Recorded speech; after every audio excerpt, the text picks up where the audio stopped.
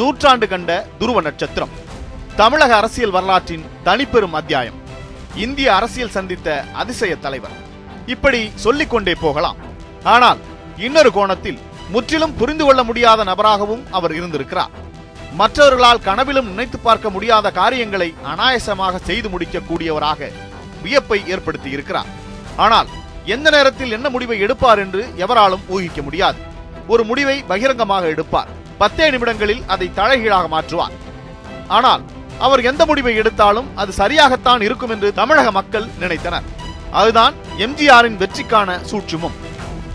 எம்ஜிஆருக்கு பல்வேறு பரிமாணங்கள் உண்டு.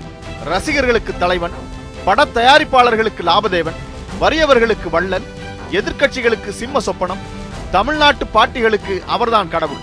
இன்னும் நிறைய பரிமாணங்கள் எம்ஜிஆர் என்ற மனிதருக்குள் புதைந்து கிடக்கின்றன.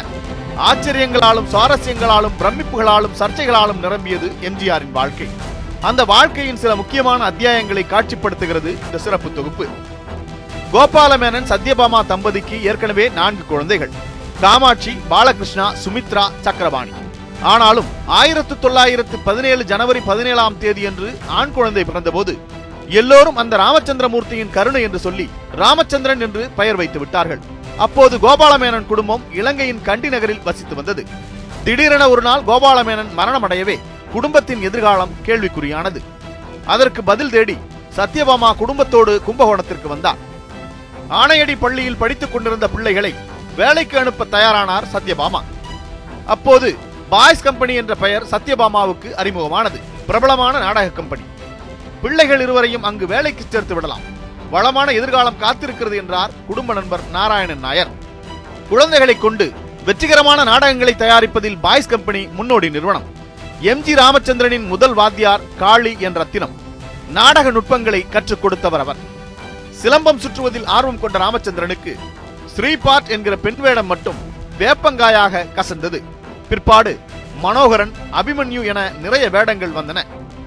எல்லாம் சுமூகமாக சென்றபோது பருவ வயது எம்ஜி ராமச்சந்திரனின் குரலை பதம் பார்த்தது. எல்லோருக்கும் உடையும் குரல் எம்ஜி ராமச்சந்திரனுக்கு மட்டும் உடையாதா என்ன? உடைந்தது. நண்பர்களின் கேலியை ராமச்சந்திரனால் சகித்துக் கொள்ள முடியவில்லை. பாய்ஸ் கம்பெனிக்கு பிரியா விடை கொடுத்துவிட்டு கந்தசாமி முதலியாரின் கம்பெனியில் சேர்ந்து விட்டார் எம்ஜி ராமச்சந்திரன். அந்த கம்பெனி ராமச்சந்திரனின் வாழ்க்கையில் முக்கியமான திருப்பு முனை. மேடையிலிருந்து சினிமாவுக்குள் நுழைய வாய்ப்பு கிடைத்தது அதன் பிறகுதான். சதிலீலாவதி படத்தில் எம்ஜி ராமச்சந்திரனுக்கு இன்ஸ்பெக்டர் வேடம் கிடைத்தது. நடித்தார்.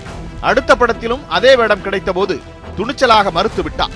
சதிலீலாவதியில் நடித்த போது ராமச்சந்திரனுக்கு ஒரு நண்பர் கிடைத்திருந்தார்.